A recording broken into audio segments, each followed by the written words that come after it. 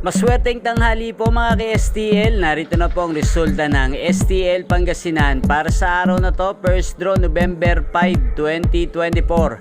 Araw ng Martes, naway ang mga natayaan nyo pong mga numero kanina ay manalo nawa ngayong tanghaling ito 12 PM, kaya kunin nyo na po ang inyong mga tickets. Narito na po ang resulta para po sa STL Pangasinan. First draw result 12 PM ang mga numerong nanalo 13 at 6 in exact order sa lahat po ng tumaya kanina para sa first draw ng 13 at 6. Congrats po sa inyo, panalo po kayo.